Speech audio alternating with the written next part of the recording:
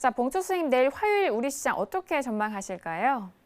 네, 일단 내일 같은 경우에는 약간 좀 혼조한 흐름이 나오지 않을까 생각을 합니다. 사실 지금 단기적으로 가격에 대한 부담이 있고요. 그렇다고 해서 그냥 밀리기에는 약간 좀 아쉬운 그런 흐름이죠. 단기적으로 일단 반등을 시켰지 않습니까? 그러다 보니까 좀 혼조한 흐름 정도가 예상이 된다, 그렇게 보고 있습니다.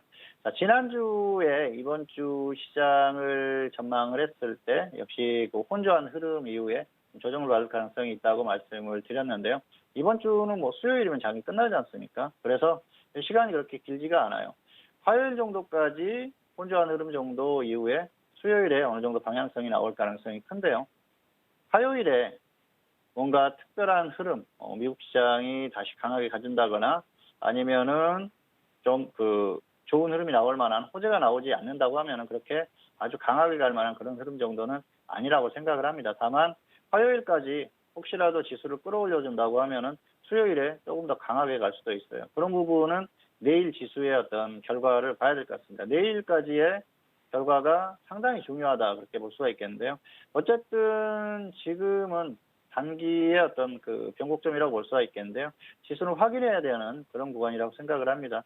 역시 현재 상태에서 확실하게 지수가 무조건 하락한다, 무조건 상승한다, 그렇게 보기에는 어려운 구간이라는 것이죠. 다만 우리는 이제 투자를 하는 데 있어서 확률이라는 걸 따져봐야 될 거 아닙니까? 그런데 확률적으로는 역시 강하게 갈 만한 요인은 별로 그렇게 많지가 않다는 것이죠.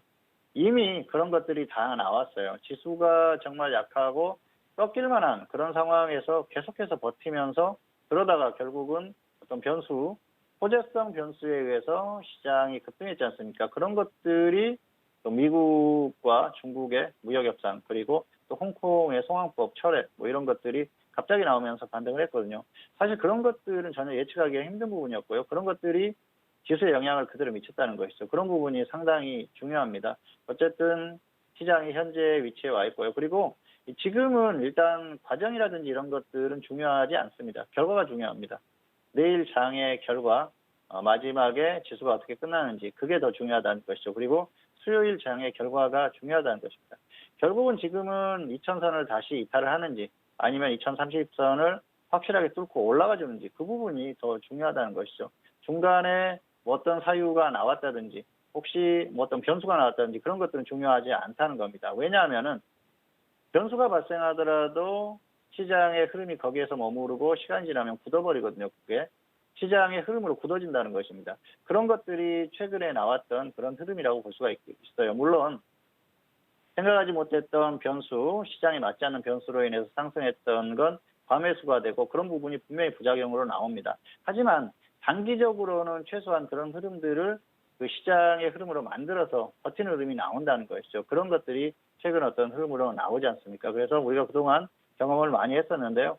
어쨌든 과정보다는 결과가 상당히 중요한 그런 구간이 됐고요. 과정이라든지 모든 요인들을 종합해 봤을 때에는 역시 강하게 반등하기는 이제 어느 정도 한계에 왔다, 그렇게 보고 있습니다.